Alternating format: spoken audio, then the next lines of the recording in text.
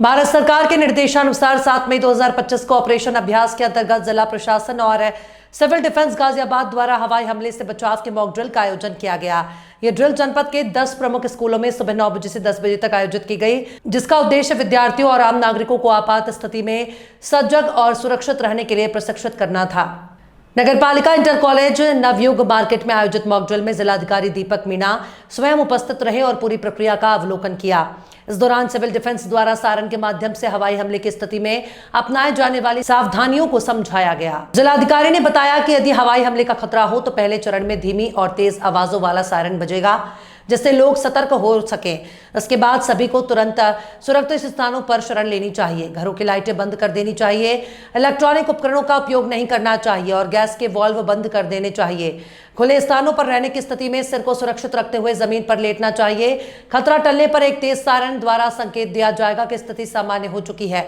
उन्होंने नागरिकों से अपील की है कि ऐसी आपात स्थितियों में घबराएं नहीं, सूझबूझ से काम लें और अफवाहों से बचें। साथ ही मीडिया, टीवी, रेडियो और सोशल मीडिया के माध्यम से जागरूक रहें और दूसरों को भी जागरूक करें। क्या नाम है आपका? Vinod Kumar Sharma, ICU civil defence Ghaziabad में। जी, आज एनएन मोहन पब्लिक स्कूल में वसुंधरा में जी मॉक ड्रिल कराई जा रही है। किस तरीके से आज आप लोग बच्चों को ये सिखा रहे हैं मॉक ड्रिल का?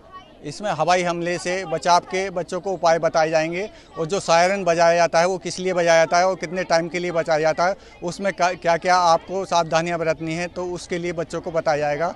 और उसके बाद शेल्टर किस तरह ले सकते हैं हम, तो उसके विषय में बच्चों को बताया अवगत कराया जाएगा। किस तरीके से बच्चों को समझ में आए और कितने सेकंड के लिए कौन सी आवाज़ निकाली जाती है और किस तरीके से ये खतरे, जब दुश्मन के जहाज हमारे क्षेत्र में आ जाते हैं तो खतरे का अलार्म बजाया जाता है। उसके अंदर 2 सेकंड ऊंची आवाज़ में, 2 सेकंड नीची आवाज़ में 2 मिनट तक सायरन बजाया जाता है।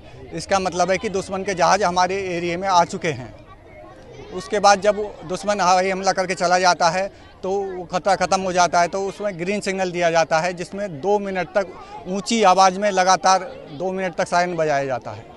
और भी क्या क्या तरीके हैं मॉक ड्रिल में, क्या क्या चीज़ आते हैं जो बच्चों को आज सिखाए जाएंगे? उसमें ब्लैकआउट में जब होते हैं तो ब्लैकआउट क्यों किया जाता है और रोशनी हमें नहीं करनी है। रोशनी करने से क्या है, वो हवाई हमला करने के लिए सक्षम हो जाते हैं।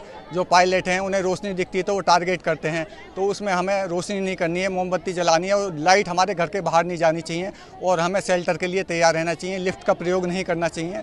आग लग जाए तो उसमें हमें उसके बचाव के लिए उपाय बताए जाते हैं।